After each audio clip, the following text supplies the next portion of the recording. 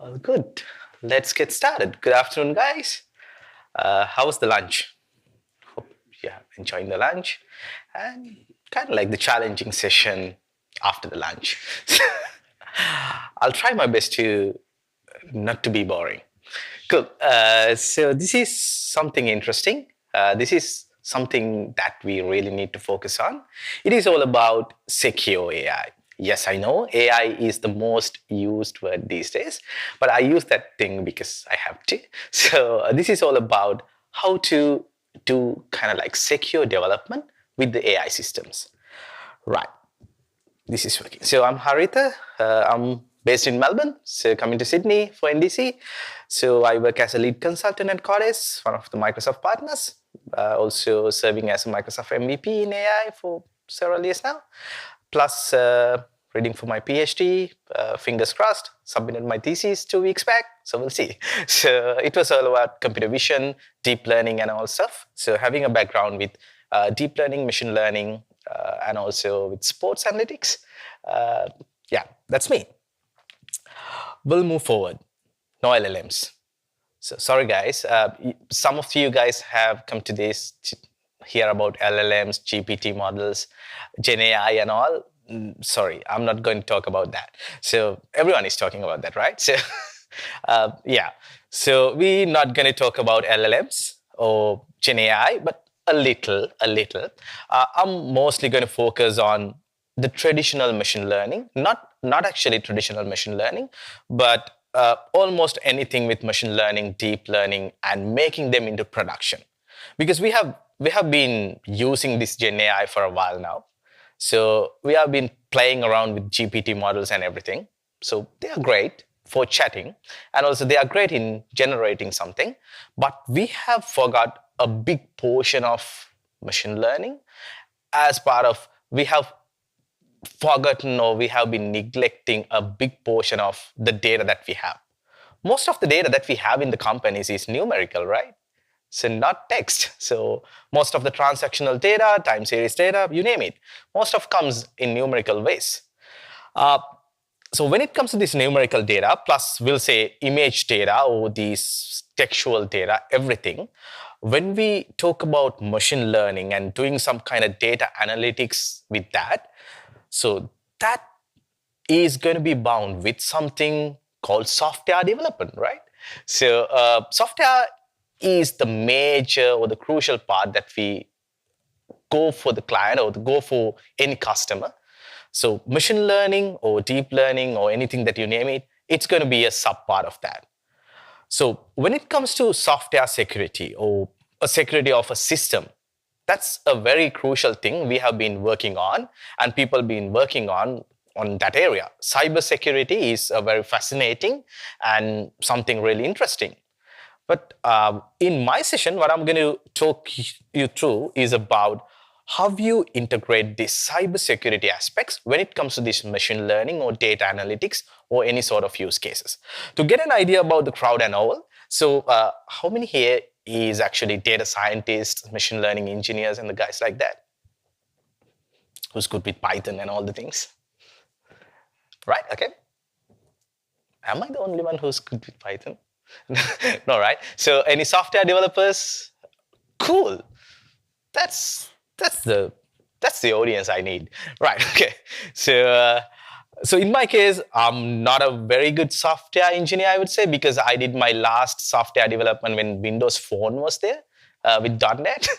So that was my the last big software development thing I did. But after that, I was more focused on this machine learning, deep learning, and stuff.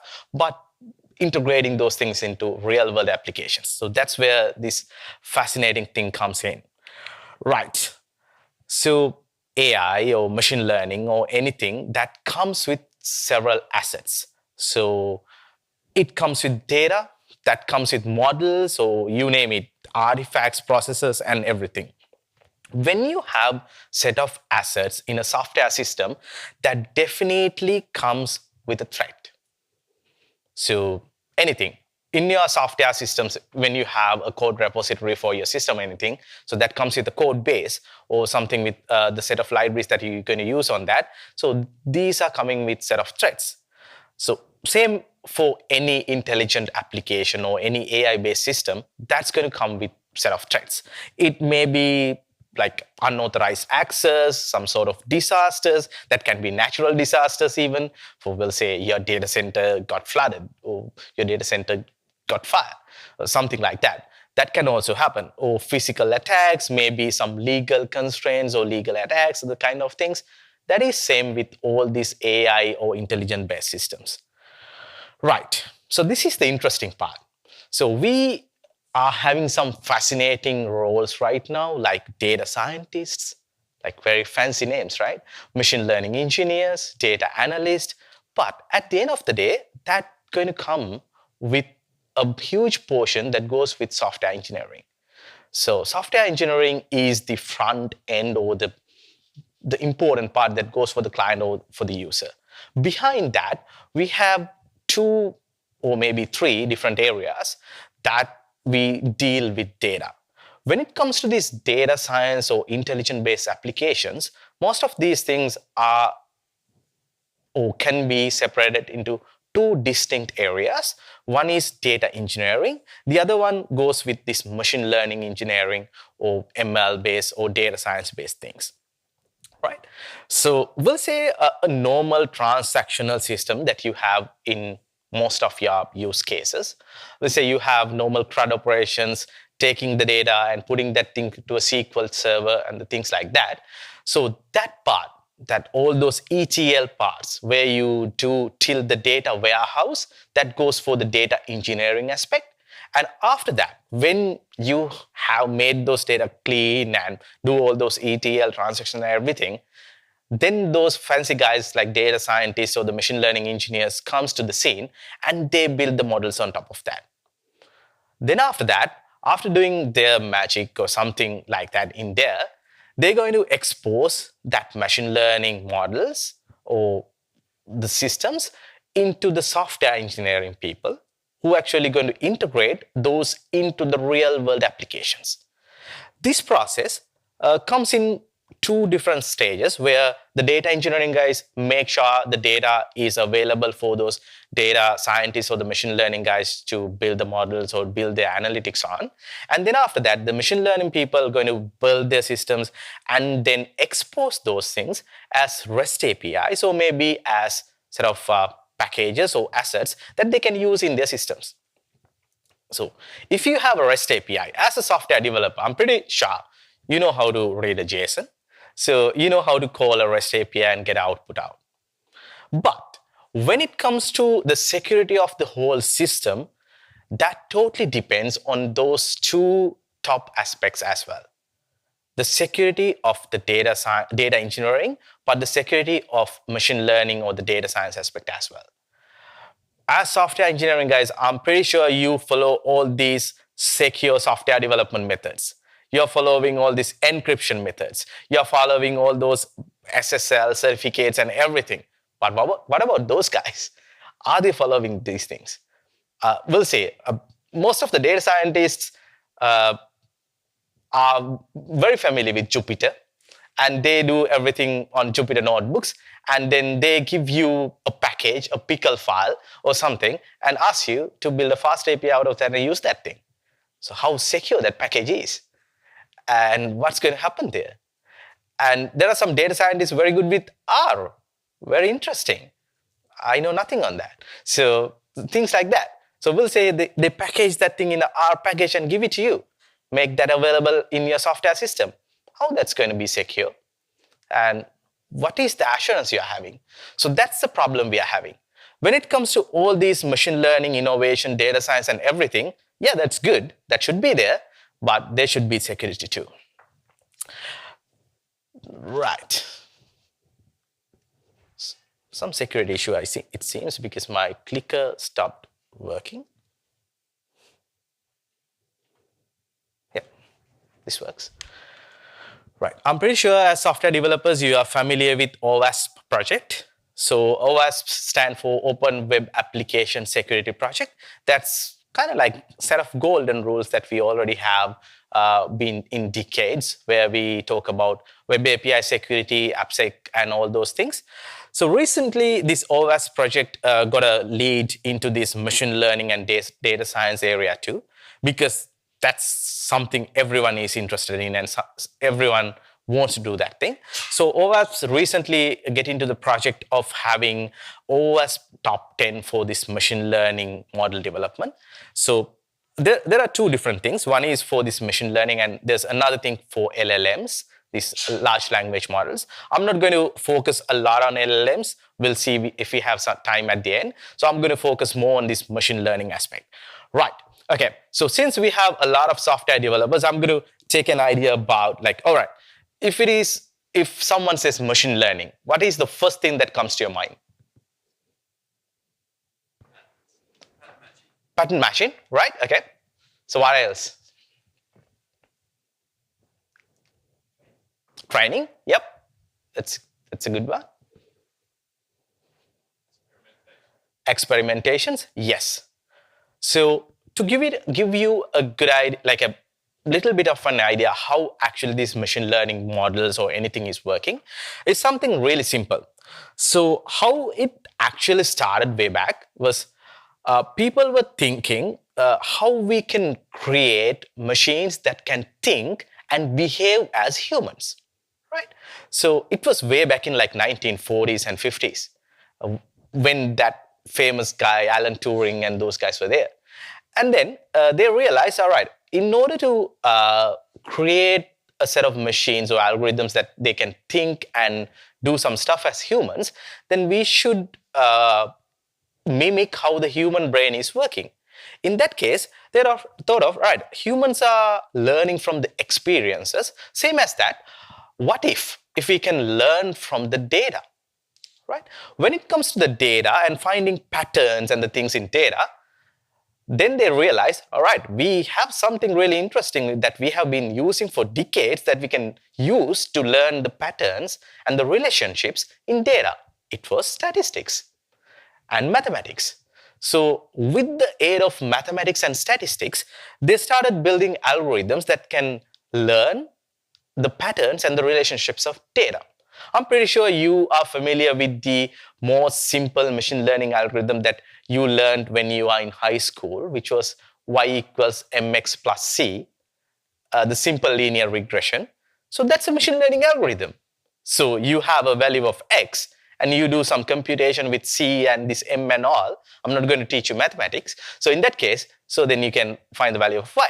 That's the very simple machine learning algorithm. Starting from there, they start searching the relationships between those data. Y equals mx plus c is very good with linear data, but most of the things that we find in the world are not linear. So then they started looking on some sort of way to interpret nonlinearity. Then they thought of, what if we can mimic how the human neuron is working? And they gave a mathematical equation which is a bit similar for neuron that we have on the brain. So that gave the birth for artificial neural networks. Artificial neural networks was there for a long time. But the problem people were having was, though it was there, it needed a lot of computation power, which was not there at that time. And then we invented cloud, and then people invented the things like GPUs, not only for gaming. Then they realized these GPUs are pretty good on doing some parallel tasks, which we need in artificial neural networks. Then it started all with these deep neural networks, or the deep learning that we talk about right now, which also gave the birth for this image recognition, computer vision, natural language processing, and everything. So deep learning or deep neural networks is not the only thing that we can do AI with. AI is the very big picture. Inside AI, we have machine learning, like a small subpart. Inside machine learning, we have deep learning or the deep neural networks as a subpart. Inside deep learning, we have this Gen AI and the things like that. So Gen AI is not machine learning. Gen AI is only a very tiny subpart of that. There's a huge part that we have, which is all about machine learning, deep learning, and the stuff like that. Cool. So when it comes to these machine learning models or the deep learning models, what we do is understand the relationships of the data by training the model. As you said, training the model. What is training? Training is something that we get the data and ask the model to learn the relationships and patterns and then adjust their parameters or adjust their knobs and everything to match with those data. So that's the training process. That's where you need a bit of computation. If it is a numerical computation, you can do on a CPU most of the times. If it is going to be some computer vision or natural language processing or some fancy thing, then you need to have some NVIDIA and you need to pay money for them because, yeah, so they are very good with this parallel processing. That's all about it. So the machine learning models, they have data and they have a model. Then after that, they do training for some time and then they expose that thing to predict the future or anything like that. That's all. So as the software developers, what you get is a REST API or a package that you need to integrate with your prevailing existing system. Right. When it comes to this machine learning model building and all, there are many vulnerabilities normally happen. So what this OWASP guys has done in this project has listed down some of the most famous and one of most common vulnerabilities that we can find in ML-based systems. The challenging part with this most of these machine learning systems are, at the end of the day, ML engineer or the data scientist is going to expose the model for you, the software guys, and then after that, you are not having any idea if something goes wrong in the backend. So this is how you can tackle with that. What I'm going to do is I'm going to walk you through some of these 10 aspects of these risks. I'm not going to explain everything, not going to go deep in those things and say, right, okay, so you need to train a model and all those things. I'm going to give you some suggestions how you can make these systems more secure and more robust, I would say. So the first attack normally happens with machine learning systems is called input manipulation attack. So this is something really interesting. I mean, we'll say you have a computer vision system to understand something, to interpret something, and you can add some noise for that image and tell a neural network to understand it differently. So how that happens is, when it comes to these artificial neural networks, they are meant to understand the patterns and the relationships of data. But what if we find out what are the neurons that talk about which specific pattern of this data and put a noise on that, and then it'll definitely act weird. So this is an example that I took from this website, adversarial.js. I'll see whether I have internet to show that to you. So in the left-hand side, you can see there's a French horn, and the prediction from an image recognition model is French horn. And on the right-hand side, what I have done is I have introduced this ash, like gray patch, which is a noise, on top of that image. I'm not sure whether you can see that those two images are similar, but like if you look closely, they are not similar. They are having a bit of a noise. So when you have that noise over that original image, it's going to predict that's a hot dog. So this can happen. Think if this kind of thing happened on a self-driving car, what will happen? So there's another example that I saw. There's a stop sign and you add a noise on that. It says the stop sign is 120 speed limit. So that kind of things can happen. So these are called adversarial attacks. That means you add a noise on that and the image recognition system is telling something different. So in order to handle these kind of scenarios, what you should do? So one thing you should do as a machine learning engineer or a data scientist is using adversarial training. That means when it comes to the model training, you should definitely look on generating some of the adversarial examples like that, and using those in your training set in order to make the model more robust. That is one thing. The other part is input validation. So as software developers, you normally do input validation, right? So when you take a string or something, you definitely do input validation, because else that's going to be crashing. So same as that, when it comes to any machine learning system, when you're getting the input from the user, you have no idea what they're going to input, right? So you should definitely do input validation, maybe on the client side or maybe on a server side if it is if that needs a lot of computation. Do that input validation and then feed that into your model or the system or the REST API. It is a very interesting and essential thing that you need to do. And the next thing is using robust models. That means every day if you go for internet, you can find many machine learning models coming by. So there are very, very interesting things coming every day. If you go for archive, for an example, you can find out the most efficient model to predict poses from people or something like that. Every day, people are developing new neural networks, new machine learning models and all. Yes, that's good, but you should give some time for them to mature their models, because most of the models that comes recently are having some vulnerabilities with that. That means having some problem with understanding all the edge cases and the things like that. So if you're going for a production system, always go for the most robust model. It may be not giving you the best accuracy. It may be giving you 95% accuracy, but going for a 98% accuracy model, which is not robust, is worse than going for the 95% best model. So always go for robust models, do input validation, and do adversarial training. The other thing is data poisoning. Data poisoning is something similar for this input manipulation. So in that case, attacker is attacking for the training data. So training data you going to have in many places. So we'll say, to take a guess, so in your software development careers, so what are, like when it comes to data storage, what are the places that you have seen the data stored in? SQL servers? SQL servers, what else? Storage blobs, yep. Hard drives, yeah. Sticky notes, yeah. Everything.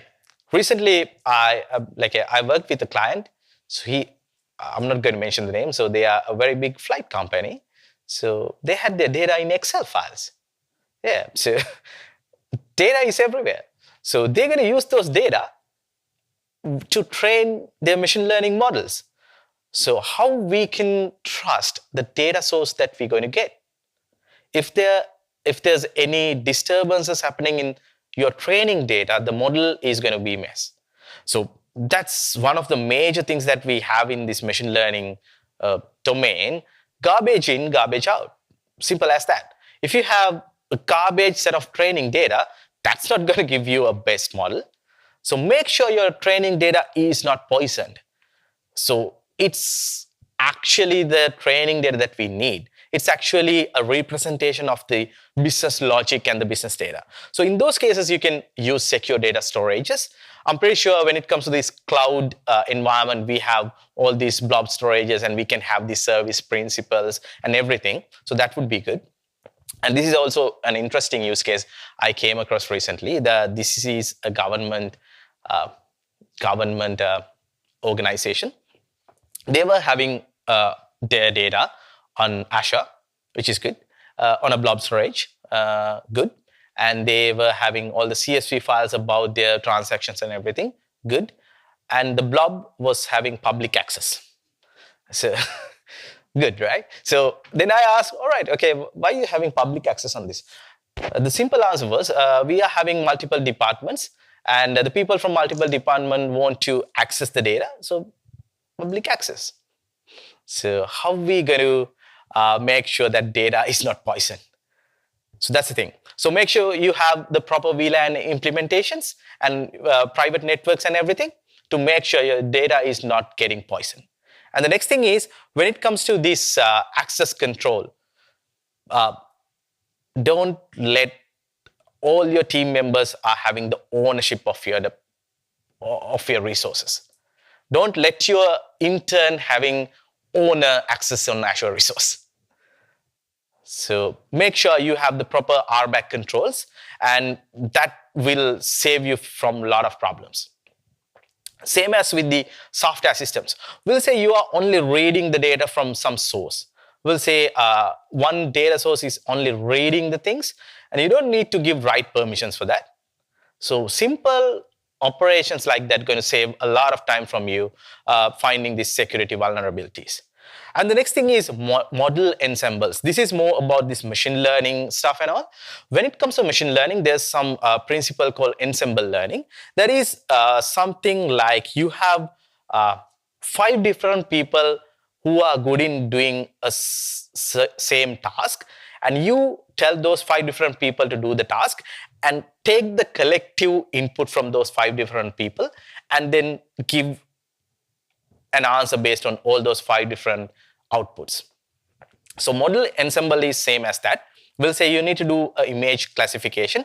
You get a model, something like ImageNet, to do the image classification, and also you get another model called AlexNet to do image classification, and you get a VGG model and get the output from all those 3 and get an average from that.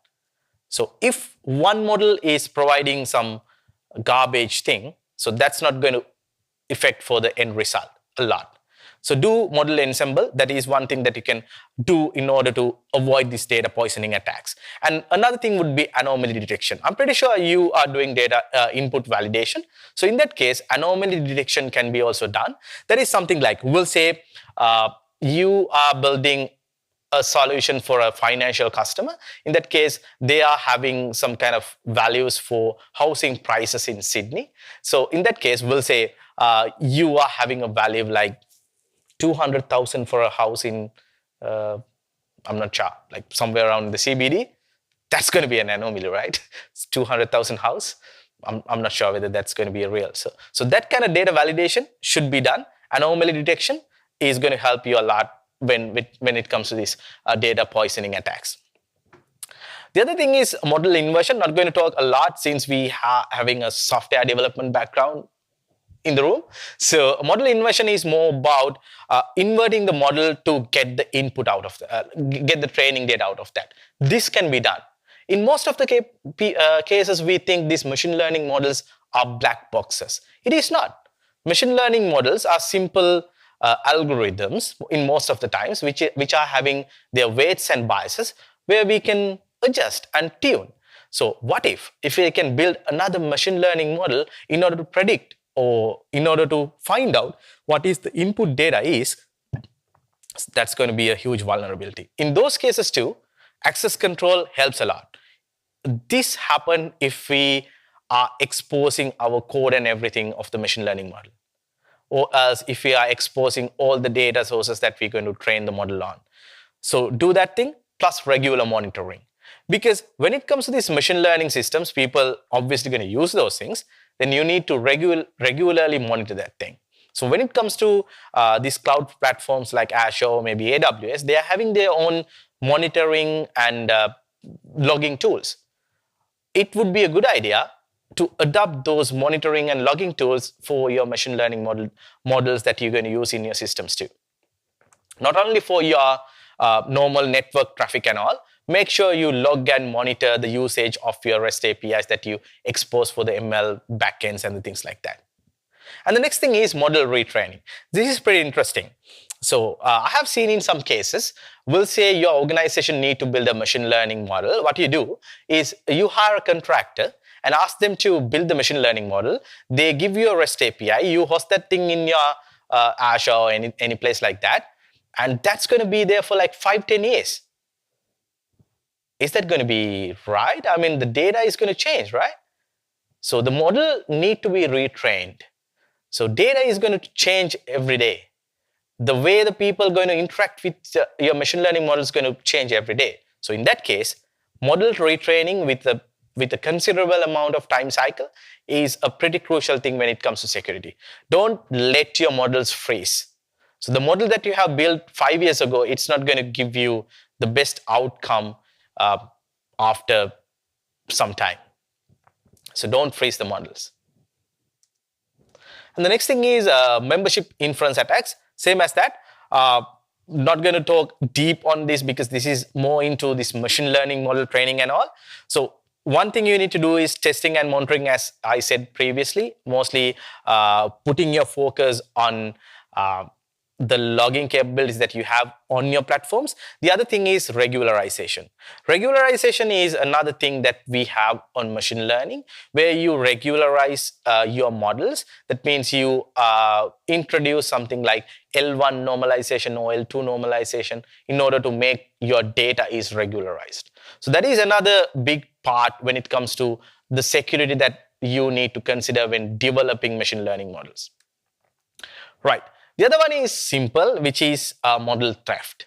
So we have seen in some cases, the organizations build very cool machine learning models and they put those into the internet or some place. And then after that, their competitors just get the same model and make the use out of that. That's going to happen. So make sure when you have machine learning models in your production, they are encrypted and they have some kind of watermarking and maybe legal protection too. Because building and training a machine learning model is going to take a lot of time and a lot of IP, then definitely a legal protection can help on that area too. And also having proper backups and access control is going to help. So when it comes to this model storage and all, I have seen in some cases these models are sitting on the same repository where the code base is sitting, which is not good at all. So, and some cases I have seen the models having names called, yeah. I mean, on that front, should you treat your model as data or should you treat it as code? When it comes to the model, I treat as an asset, not data, not code. The model in this case, it is going to be a package where that has been trained with the data with a particular code. So it's something like the NuGet packages that we have on JavaScript. So in those cases, you should have a proper way to manage those packages, same as the package managers that you have on this normal software development life cycles. So there are many ways that you can manage the models, model registries and the things in machine learning. So make sure you use those things rather than giving a name called model.pickle and use that thing on your code. Don't do that. So make sure you have a proper model registry with versioning and everything to make your life easier.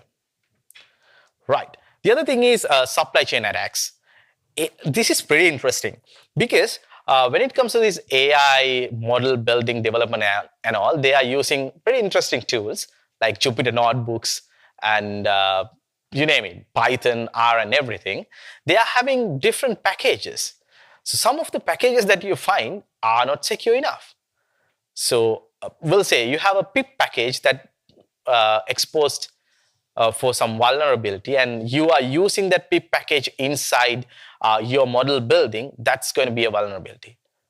So in those cases, make sure you are using a proper package management tools and having some verification techniques to verify the signatures of your packages and all the things like that.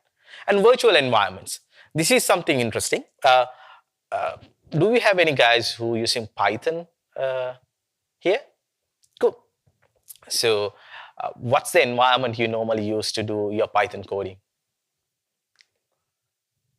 Is that going to be some kind of Linux environment or maybe a Windows environment? On a Mac? Yep, okay, cool. So when you say you have a project, a new project coming in, are you going to install all the packages into your maybe Anaconda or what are you going to do? Yeah, virtual environments. That's the thing. Because in most of the cases, these Python packages, they tend to change every day. So the best thing would be using a virtual environment or maybe if you're going forward with a Docker file.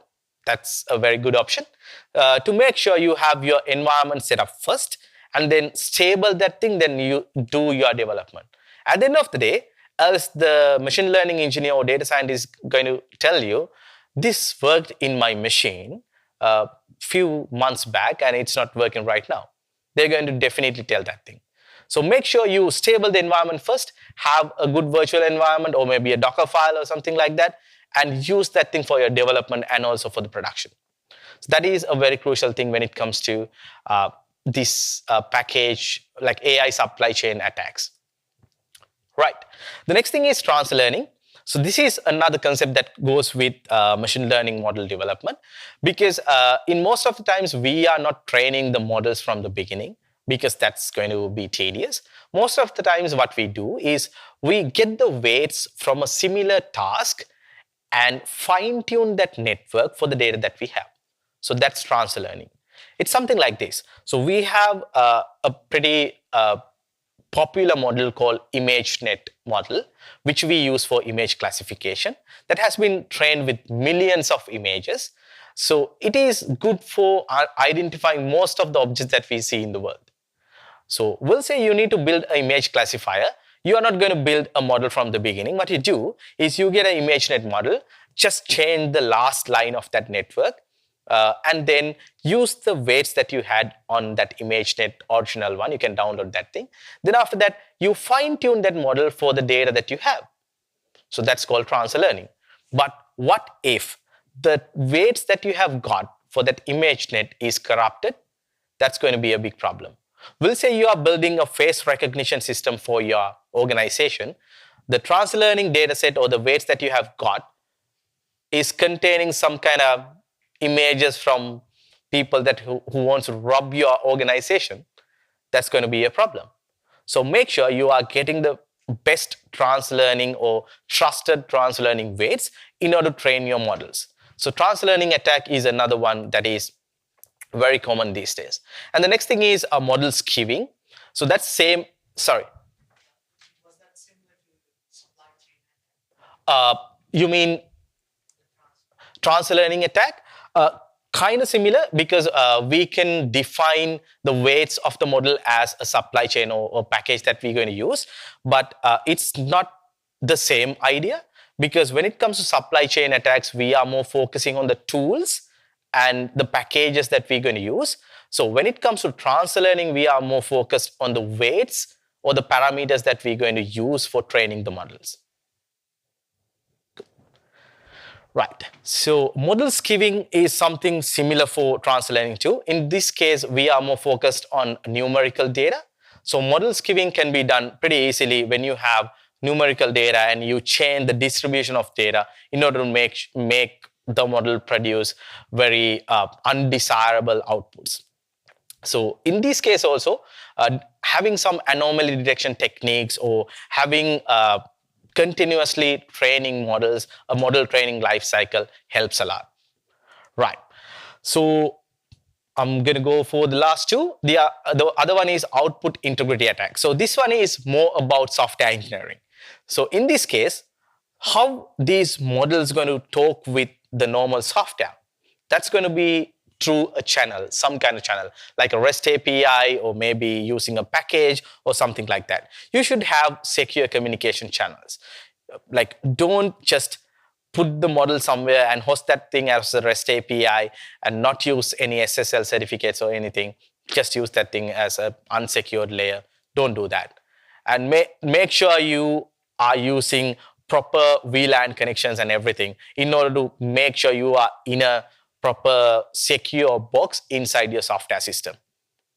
So having proper security measurements in a software system also adapt for this machine learning lifecycle. The last item is going to be model poisoning. That's similar for data poisoning. In this case, you are changing the weights and parameters of your model. So this can be done if the model weights are exposed, can be mitigated having anomaly detections, data cleaning, and validation techniques. So those are the 10 most vulnerabilities that people have figured out through the OWASP project. So the next big thing you need to consider when it comes to the software development with machine learning is this.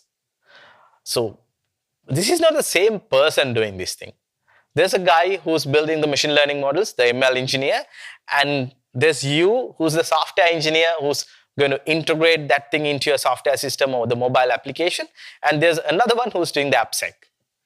So making sure all these people are aligned with what they're doing is a pretty important thing, and everyone should be educated about this secure development with ML. So this AppSec developer should not tell, all right, you just provide us the REST API, we'll use that thing in our system. The software engineer should not tell, right, okay, you just provide us the REST API and the JSON structure, so we'll use that thing in our system. Don't do that. Make sure everyone in the software development lifecycle knows about all the components that they are working on with. Right. The other thing is, in those cases, normally we have this dev, test, and production environments in software development. We do, like everyone knows, we do dev in dev, and we do testing on test, and we do the production later. That's the same with any data science project or machine learning projects. We have our dev data, the data that we're going to use for training models and everything. Then we have something called test data that we use for testing the models. And then we have a production database or something to get the user inputs and logs and everything from there, right? And you may be thinking, right, those are three different spaces: dev, test, and production. So how the attackers or the front-end users are only having the access for prod. So how that's going to go for the training lifecycle? So, but frankly, actually, that's going to happen. Because, as I said previously, machine learning models, we are retraining those models based on the inputs that the users has been given.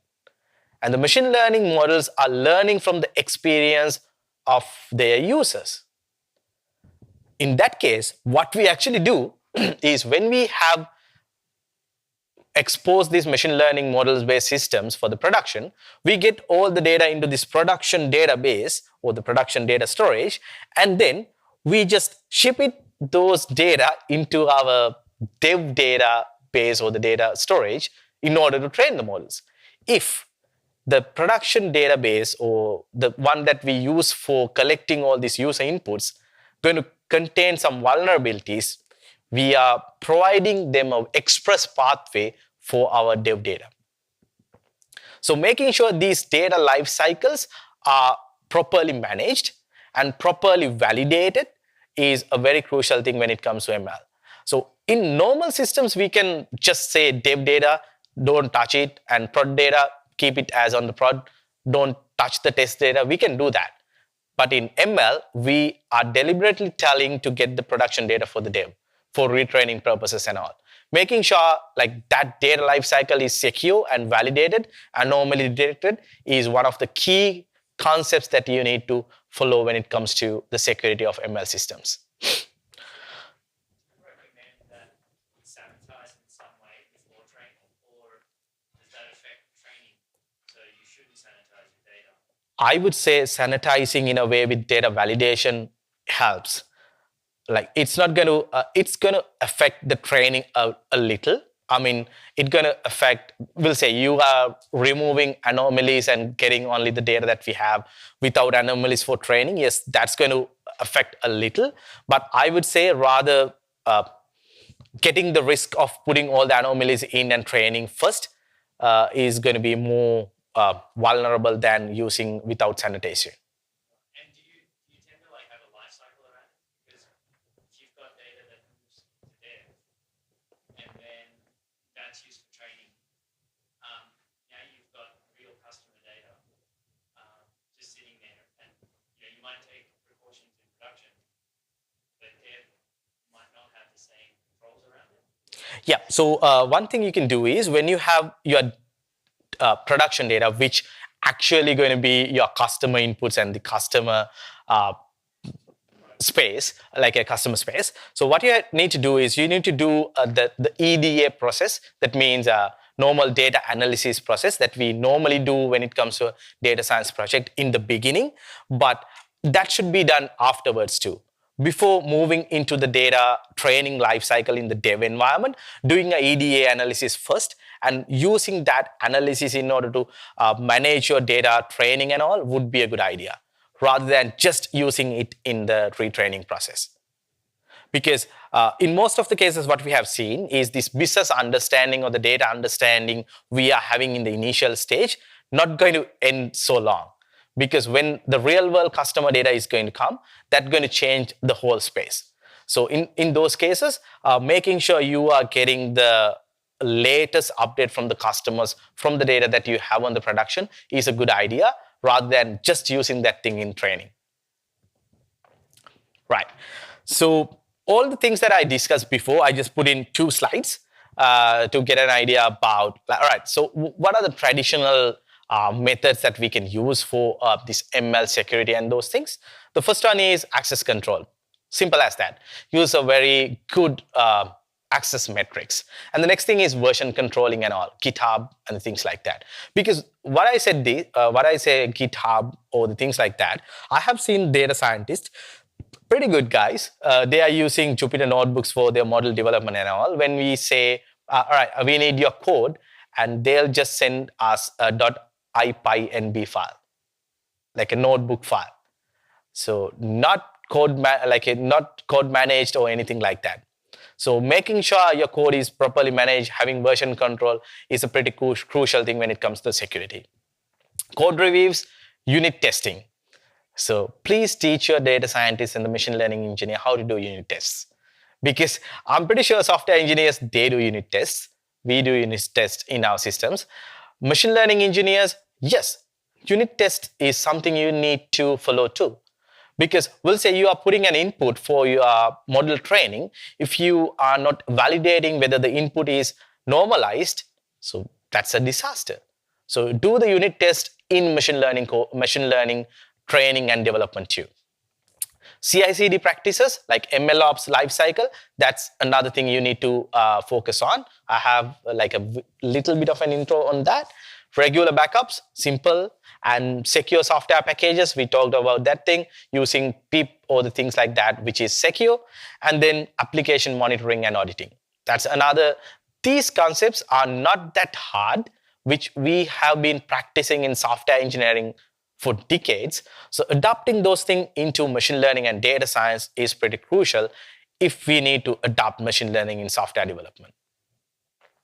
The other thing is going to be ML-specific security measures. These cases may be not that much familiar with the software engineers, but it's going to be something that machine learning engineers and data scientists should put their focus on. Robust models. Always go for the stable model, not the latest one. And input data validation and data anomaly detection. We talked about that a lot. So when we have in the input data, make sure you have validated that, do some EDA and analysis on that before using those things as your training models. Secure data storage. Don't just store your data in a blob storage, make it public and use that thing in your system. Make sure you have proper data storage life cycles there. Legal protection. This is mostly for MLIP, where you have the machine learning models and you need to have some IP around that. Go for legal protection and make sure your models has been licensed and you have your training weights licensed, the things like that. Explainable models and transparency. This is interesting because I have seen in some cases in software development lifecycle, when it comes to ML or the data science people, they say, right, okay, this is just something complex. You should not understand that. So we give you a REST API, use that, and you will get an output. No, it's not. So there's something called explainable AI or explainable machine learning. Make sure your machine learning and the data science people follow those principles too. The machine learning models should be explainable. If it is transparent, that's going to be more secure. It's not making the system more vulnerable, it's making it more secure. Same as open source, right? So when it comes to open source, most of the open source systems, will say Linux and all, it is much secure than the other systems that we use. It's because that's open source. People are putting patches and everything on that. So making sure you have the explainable and interpretable models is making the systems more secure than having all the closed systems. right? And then next thing is model ensembles. That means using different models for the same task and getting a output with the concern of all those outputs. That means not relying on a single model. So that's another thing you need to concern with machine learning model building. Regular training and validation. Don't freeze the things. So this is another pretty interesting one we have seen in some pretty big organization where they had a natural language processing task. They have built a model 15 years ago, which was performing well at that time, I guess. So they were processing 15 million records per day on that particular model that has been running for 15 odd years. But the thing is, they haven't figured out that model they have built 15 years ago is not going to match with the data that's coming right now. Even the way the people put the language in has been changed a lot. The words that we have been using for 15 years has changed. So in those cases, so make sure your models follow a retraining life cycle and all. Last but not least, that's all going to be about MLOps. So I'm pretty sure these guys are very good with DevOps, right? You guys do DevOps every day. So DevOps can be easily adapted with MLOps. So MLOps ops is all about having a streamlined pipelines for each step of this machine learning lifecycle. That means you are having the capability of managing the process. We'll say you need to make a model into the production. What would be the process? Make sure you have a proper Docker container and a pipeline in order to process that thing in the production. Or we'll say you need to have the same environment set up on Azure and make into the production. Are we going to do ClickOps? No, don't do that. Go with a bicep or something like that. Use GitHub Flow. Adapt that thing with MLOps. That would be easier and that will save a lot of time in the future. Writing that bicep may take 1 or 2 days, but still, that's going to save a lot of time at the end of the day. And when it comes to this data, lineages, and everything, as I said previously, how to manage this data lifecycle that goes from production to test or production to dev. On those cases, make sure you have some ADF pipeline kind of thing that can be set up through GitHub Actions or things like that to make it more linear, and you can monitor that lineage too. Having this kind of ML ops practice within machine learning lifecycle make the system more secure rather than having everything as isolated components. So it's more about adopting the best software practices in machine learning with little bit of essence of these machine learning statistics and all. So major part lies around the software development practices, best software development and data engineering practices, and making sure you adopt those things into machine learning. It's not hard. It is not something which is impossible. That is something possible, easy, and that may get some time for data scientists and machine learning engineers to adopt, but something you should consider if you moving forward with secure software engineering with machine learning. Right. As I said previously, it was all about machine learning, traditional machine learning and computer vision, deep learning and the tasks like that. OWASP is having another set of guidelines called OWASP Top 10 for LLM applications. This is the guideline right now we are having for LLMs, these GPT models and all, because they are having vulnerabilities and they are having their hallucinations and everything. So addressing those things are a different thing that we need to talk about. Most of the things that we have here in LLMs are pretty similar for machine learning too, but they are having their specific cases with these denial attacks and all. Because we'll say you have a REST API that goes for a LLM endpoint, and that's going to cost you money. We'll say your user can do some prompt engineering or like some hijacking thing and do a recurring operation to get the tokens generated. That's going to cost you money. So those are some denial of access attacks that can be done. So those sort of things are discussed here. I'm not going to talk a lot on that. You can refer on this one, llmtop10.com. So that's there. We can save that thing for another day. So that's going to be all about machine learning security and how to do secure engineering, the takeaway message would be, yes, software engineers, you are having a big responsibility to make sure your software is secure. If you adopting machine learning for your intelligent application development, yes, you need to consider more on these concepts too, and also make sure you are not using a black box to make your software intelligent.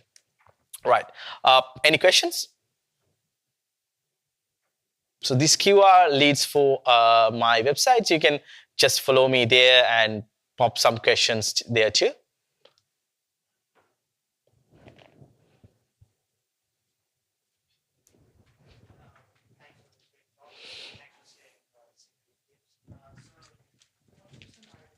Asked was like, thank you, thanks, man. Um, you talked about important security measures like robust model, picking the robust model, and how do we ensure that, or is there a way to confirm that particular model is robust?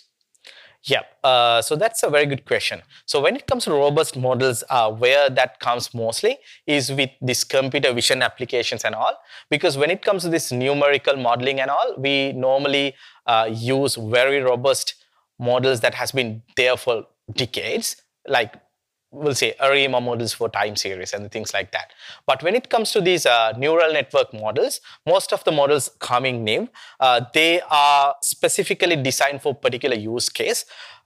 When you're picking a robust model for your particular use case, make sure the model has been trained and developed and has been evaluated for a certain thing that is going pretty similar for your use case. For an example, we'll say you are having an image classification to be done for some eBay images, like the images from eBay. We'll say you are getting a model that has been trained and evaluated for a wild data set. That means the goods in the wild. That's not going to be a robust model for your particular use case. So making sure you are aligned with your use case and the images or like the context that is having, that is one thing. The other thing would be getting used with the most used models is always secure. I have experience in some cases. For an example, in human detection and all, there are models that comes recently for better human detection and tracking. They are good. They are providing good accuracy. But when it comes to the human detection and tracking, still the models like YOLO works better. So that has been there for a long time. So many folks, so many applications, real world applications, and tested in different systems. So that is one thing you need to consider. And also when it comes to these robust models, another thing that you can do is you can do some validation with your input data.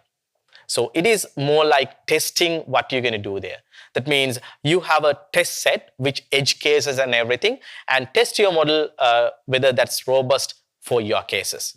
That would be a good practice that you can do.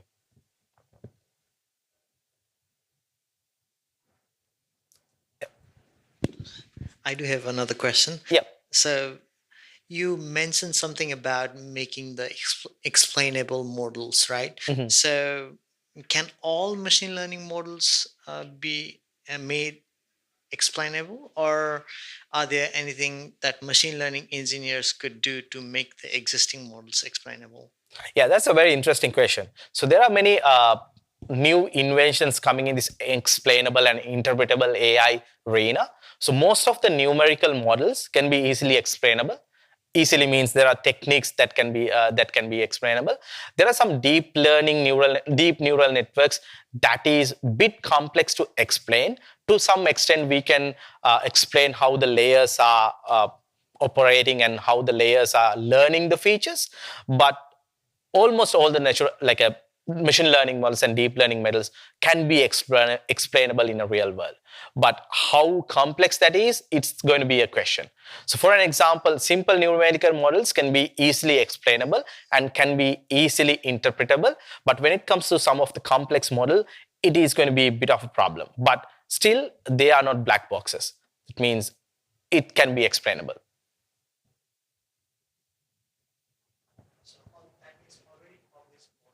Could be made, could something be done to those models to make them explainable? Yes. So most of the cases, what what right now happening, we are having different set of statistical techniques and machine learning techniques which you can use in order to make the models explainable. That means we'll say you have used ImageNet or ResNet model to do image classification. There are models that you can use to explain what actually the ResNet is doing, visualizing the intermediate outputs and everything. That can be done. Thanks. Any other questions?